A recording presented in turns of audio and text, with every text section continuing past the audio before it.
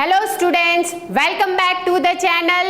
आज के सेशन में हम एक नया चैप्टर शुरू करने वाले हैं, that is chapter number 4 quadratic equations. आज के सेशन में हम ये चैप्टर का इंट्रोडक्शन पढ़ने वाले हैं। ठीक है students, so let us start our chapter. Okay, सबसे पहले हम समझते हैं कि भाई क्वाड्रेटिक इक्वेशंस का मीनिंग क्या है। ओके स्टूडेंट्स, अब सबसे पहले यहाँ पे देखो, इक्वेशंस का मतलब क्या होता है कि भाई हमें कोई एक टर्म्स दिए हैं, एक या दो या तीन टर्म्स दिए हैं and that is equals to students क्या होगा, 0। सपोज फॉर एन एग्जांपल में लेती हूँ भाई 3x + 5 इज इक्वल्स टू 0। तो स्टूडेंट्स ये आपका क्या बन गया, एक इक्वेशन बन गया। ठीक है, तो यहाँ पे जो आपको ये दिया है वो वेरिएबल वाली टर्म है और ये वाली जो है वो कांस्टेंट वाली टर्म है। अब आप मुझे ये बताओ कि भाई ये कौन से प्रकार का इक्वेशन है। हमने ऑलरेडी प्रीवियस जितने भी चैप्टर्स पढ़े, 3 चैप्टर्स पढ़े, राइट।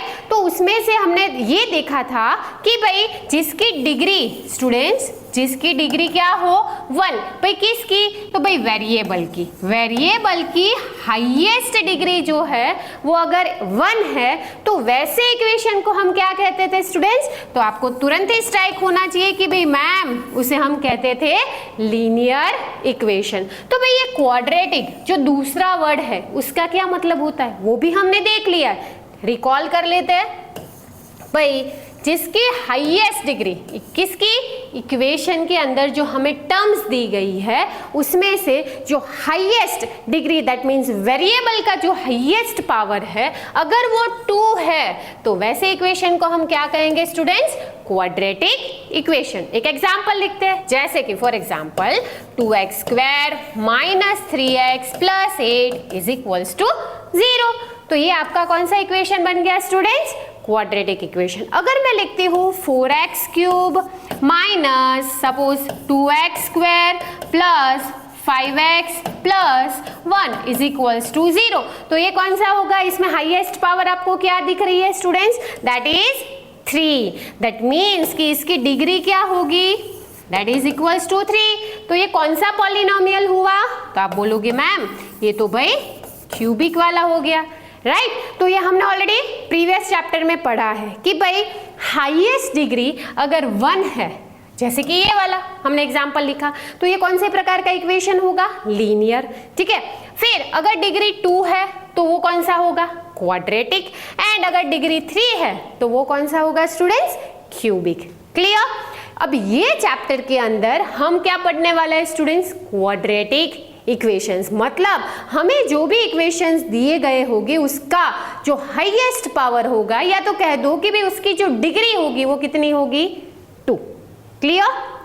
अब क्वाड्रेटिक इक्वेशन की जनरल फॉर्मूला भी हम ऑलरेडी पढ़ चुके हैं, अब उसे भी हम रिकॉल कर लेते हैं कि भाई क्वाड्रेटिक इक्वेशन की जनरल फॉर्मूला क्या है।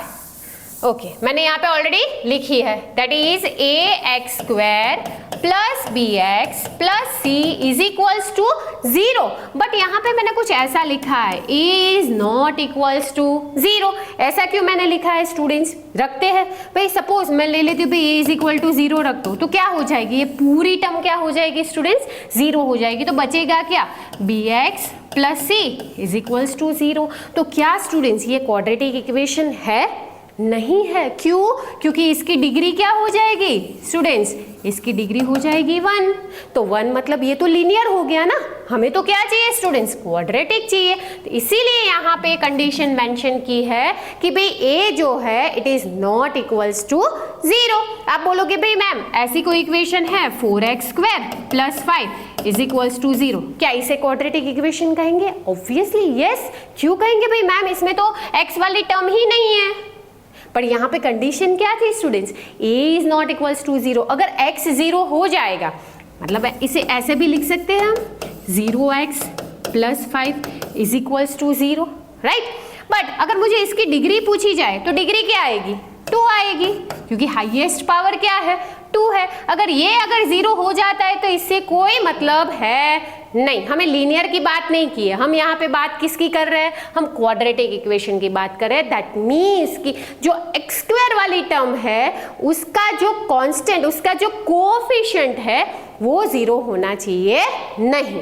क्लियर। और यहाँ पे जो आपको ए बी सी ये सारे जो वेरिएबल्स दिख रहे हैं वो क्या होंगे, तो दे ऑल आर व्हाट, वो रियल नंबर्स होंगे। क्या होंगे स्टूडेंट्स, रियल नंबर्स।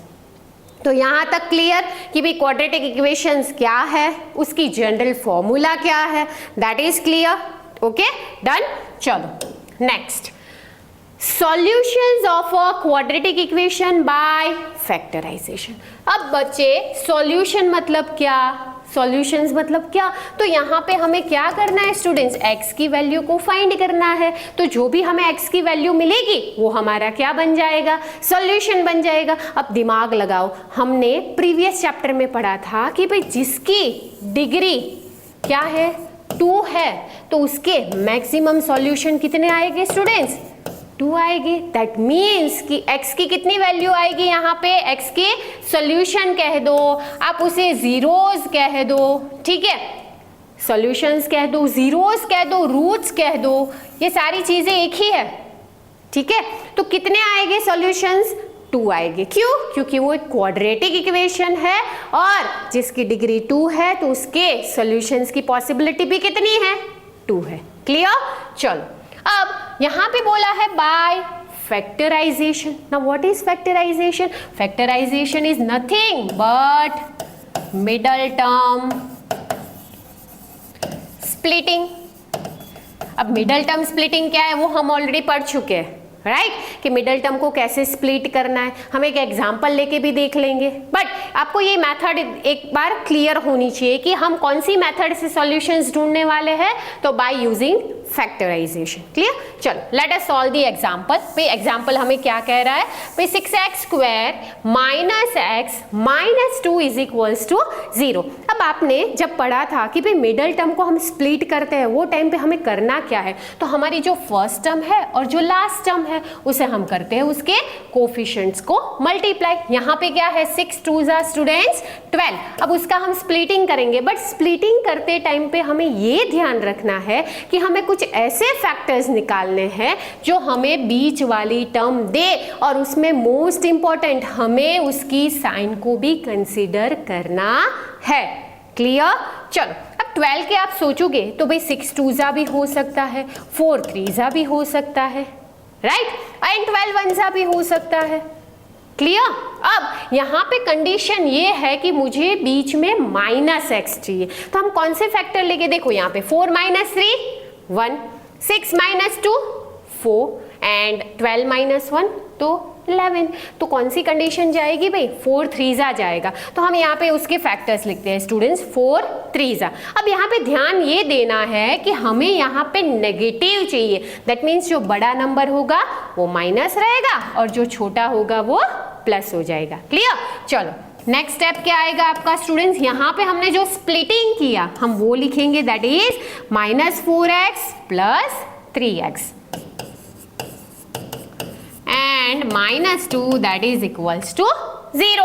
अब कॉमन निकालेंगे, क्या कॉमन निकलेगा स्टूडेंट्स, इसमें से 2x निकलेगा, 3x माइनस 2, और यहाँ पे कुछ नहीं है दैट मीन्स 1 कॉमन निकालेंगे, 3x minus 2 that is equals to 0। जब भी आपको लगे कि भाई मेरे फैक्टर्स में कुछ गड़बड़ है तो कहाँ पे पता चलेगा स्टूडेंट्स, ये स्टेप में आपको तुरंत ही पता चल जाएगा। कैसे, कि भाई ये जो दोनों ब्रैकेट्स है उसका आंसर कंपल्सरी सेम ही आना चाहिए। क्लियर इतनी बात। चलो यहाँ पे आया भाई 3x minus 2 and 2x plus 1 and that is equals to 0। अब यहाँ पे क्या करेंगे students, 3x minus 2 is equals to 0 and 2x plus 1 is equals to 0। अब 2 को उस साइड भेजेंगे तो प्लस हो जाएगा, तो यहाँ से x की वैल्यू स्टूडेंट्स हमें मिलेगी 2/3 एंड इसको सॉल्व करेंगे तो 2x is equals to minus 1, x is equals to minus 1/2। तो यहाँ पे स्टूडेंट्स आपको जो x की वैल्यू मिली वो क्या मिला, हमें सॉल्यूशन मिल गया। हमारा जो भी क्वाड्रेटिक इक्वेशन हमें गिवन था उसको हमने फैक्टराइजेशन मेथड से सॉल्व कर लिया। क्लियर। चलो नेक्स्ट। ओके नेचर, ओके यहाँ पे है ना गलती से लिख दिया है नेचुरल, यहाँ पे आएगा nature. Nature of roots. Roots मतलब क्या कि भाई हमें जो सोल्यूशन मिले, क्या मिले, सोल्यूशन मिले, एक्स की जो हमें वैल्यूज मिली उसका नेचर वो किस प्रकार का है, क्या वो दोनों पॉजिटिव है, नेगेटिव है, सेम है, अनइक्वल है, क्या है, उसके बारे में यहाँ पे हमें बताया गया है। तो सबसे पहले इतना क्लियर हो गया कि भाई नेचर ऑफ रूट्स का मतलब क्या है, ठीक है, रूट्स मतलब क्या, सोल्यूशन, क्लियर। अब यहाँ पे आपको एक वर्ड दिया है दैट इज डिस्क्रिमिनेंट। अब ये डिस्क्रिमिनेंट क्या है भाई, तो डिस्क्रिमिनेंट का ये फॉर्मूला है students that d is equals to B square minus 4ac। यहाँ पे मैंने ऑलरेडी जनरल फॉर्मूला मेंशन किया है, क्यों, क्योंकि यहाँ पे आपको क्वेश्चन होगा मैम ये b क्या है, a क्या है, c क्या है, तो स्टूडेंट्स वो क्या है जो हमने जनरल फॉर्मूला में abc को देखा था, बस वही चीज है यहाँ पे, ठीक है। तो d is equals to b square minus 4ac and that is known as discriminant। अब इसका रिलेशन क्या है तो वो हम देखेंगे आगे जब हम क्वाड्रेटिक फॉर्मूला पढ़ेंगे, वो टाइम पे आपको ये आना बहुत ही जरूरी है, ठीक है। अब सबसे पहले हम d का रिलेशन रूट्स के साथ कैसे निकाल सकते हैं तो वो देख लेते हैं, ठीक है। अब पहले मैं एग्जांपल ले लेती हूँ, यहाँ पे हमें दिया है 2x square minus 4x plus 3 is equals to 0, जिसमें हम d फाइंड करेंगे डिस्क्रिमिनेंट। चलो यहाँ पे आपका a क्या है स्टूडेंट्स 2, b क्या है -4 and c is equals to 3। चलो d is equals to B square minus 4ac, values put करते हैं। b क्या है आपका स्टूडेंट्स -4 का square, 4 into what is your a 2 into 3, so ये हो जाएगा आपका 16 माइनस 4 2 जा 8 एंड 8 3 जा 24। चलो तो यहाँ पे स्टूडेंट्स आपका आंसर क्या आएगा -8। दैट मीन्स यहाँ पे हमें जो d मिला दैट इज लेस देन 0। अब जब d लेस देन 0 आए स्टूडेंट्स तो यहाँ पे हमें ये कंडीशन याद रखनी है। क्या है कंडीशन स्टूडेंट्स कि no real roots, that means जब d की वैल्यू लेस देन 0 आती है तो उसके कोई रूट्स पॉसिबल नहीं है, क्लियर। यहाँ पे मैंने बी स्क्वायर माइनस 4ac लिखा है, दैट मीन्स वो आपका d ही होगा, ठीक है। दैट मीन्स कि अगर d लेस देन 0 आ रहा है तो उसके कोई रूट्स पॉसिबल नहीं है, तो उसमें आगे कुछ करना ही नहीं है। चलो अब सेकंड एग्जांपल देखते हैं। ओके, इसमें हमें a इज इक्वल्स टू 4 दिया है, b is equals to 4 under root of 3 दिया है and your c is equals to 3। इसमें भी हम डिस्क्रिमिनेंट फाइंड कर लेते हैं that is B square minus 4ac। चलो 4 अंडर रूट ऑफ 3 का स्क्वायर माइनस 4 इंटू ए क्या है आपका 4 और दैट इज 3। चलो 4 अंडर रूट ऑफ 3 का स्क्वायर, तो 4 का स्क्वायर स्टूडेंट्स क्या होगा 16 एंड रूट 3 का स्क्वायर 3 हो जाएगा एंड 16 3 जा 48। चलो माइनस 4 4 जा 16, 16 3 जा अगेन 48। तो यहाँ पे आपका d का आंसर क्या आ रहा है students that is d is equals to 0। जब ऐसी कंडीशन हो तो क्या याद रखना है आपको कि भाई उसके रियल रूट्स निकलेंगे, कितने निकलेंगे 2 निकलेंगे, और कैसे निकलेंगे स्टूडेंट्स इक्वल निकलेंगे। जैसे कि फॉर एग्जांपल यहाँ पे इसी को ले लेते हैं हम, ठीक है। इसको अगर आप फर्दर सॉल्व करोगे, चाहे वो फैक्टराइजेशन मेथड से करो या तो फिर दूसरी मेथड है दैट इज क्वाड्रेटिक फॉर्मूला, जो हम नेक्स्ट स्लाइड में देखने वाले हैं, ठीक है। तो जब भी इसकी वैल्यू आप निकालोगे तो जो x के जो 2 रूट्स निकलेंगे, x के जो सॉल्यूशंस निकलेंगे वो क्या होंगे स्टूडेंट्स सेम होंगे। फॉर एग्जांपल मैं लिख रही हूँ कि भाई अंडर रूट ऑफ 3/2 और दूसरा भी आया अंडर रूट ऑफ 3/2, तो दोनों रूट्स कैसे होंगे इक्वल होंगे, क्लियर। 2 रूट निकलेंगे और दोनों कैसे होंगे स्टूडेंट्स इक्वल होंगे, क्लियर। चलो अब यहाँ पे लास्ट एग्जांपल हम देखते हैं। यहाँ पे भी हम d फाइंड कर लेते हैं, बी स्क्वायर माइनस 4ac, ये आपका a, this is b and this is c। चलो a b तो आपका 1 है, दैट मीन्स 1 का square minus 4 into 2 into again minus है तो आपको क्या लेना है साइन देखनी है और उसे कंसीडर भी करनी है। चलो यहाँ पे क्या आएगा 1 का स्क्वायर 1, 4 2 जा 8 एंड 8 4 जा 32। चलो बट माइनस माइनस स्टूडेंट्स क्या हो जाएगा plus and that is equals to 33। तो स्टूडेंट्स यहाँ पे हमारी जो d की वैल्यू आई दैट इज ग्रेटर देन 0। तो जब greater than 0 होगा तो क्या कंडीशन है आपकी, ये वाली कंडीशन है, two distinct real roots. Roots तो आएंगे ही, 2 रूट्स आएंगे, बट कैसे, इक्वल नहीं, डिफरेंट आएंगे। जैसे कि फॉर एग्जाम्पल लिख सकते हैं कि भाई एक x आया 1/2 और हमारा दूसरा जो x आया वो -3/4 आया। 2 रूट्स तो आए ही, बट दोनों कैसे आए, डिस्टिंक्ट, मतलब डिफरेंट। क्लियर। तो यहां से एक कंक्लूजन ये निकल रहा है स्टूडेंट्स कि अगर हम d की वैल्यू फाइंड कर ले तो हमें पता चल सकता है कि भैया उसके रूट्स निकल रहे हैं या नहीं निकल रहे हैं। अगर निकल रहा है तो क्या इक्वल है या डिस्टिंक्ट है। 3 कंडीशन पता चली आपको, रिपीट करते हैं। चलो, अगर d = 0 आया तो क्या कंडीशन होगी भाई, 2 रूट्स निकलेंगे और दोनों कैसे होंगे स्टूडेंट्स, इक्वल होंगे। क्लियर। अगर d > 0 आया, अगेन 2 रूट्स निकलेंगे बट डिस्टिंक्ट हो गए। चलो, क्लियर। एंड अगर d < 0 आया तो कुछ करना ही नहीं है, यहाँ पे कोई रूट्स पॉसिबल नहीं है। चलो, यहाँ तक clear. Okay, done. Next, okay, solution of a quadratic equation by quadratic formula. अब बोलोगे मैम ये क्या है इतना बड़ा, तो भाई ये है आपकी क्वाड्रेटिक फॉर्मूला। इसे कैसे याद रखें, तो इसका भी एक शॉर्ट फॉर्म है, देखो कैसे करेंगे, -b प्लस और माइनस √d/2a। अब d कौन है, जो हमने प्रीवियसली देखा था, d is nothing but it is discriminant. Okay, तो हम ऐसे भी इसे याद रख सकते हैं क्योंकि d तो आपको याद ही होगा, d = b² - 4ac, right. Routine में आप डालोगे ना कैलकुलेशन में तो ये याद हो जाएगा, so do not worry. Clear. चलो, यहाँ पे b क्या है, a क्या है, c क्या है, वो तो आपको क्लियर ही होना चाहिए कि भाई वो हमने जनरल फॉर्मूला में देखा था, वही ABC है। क्लियर।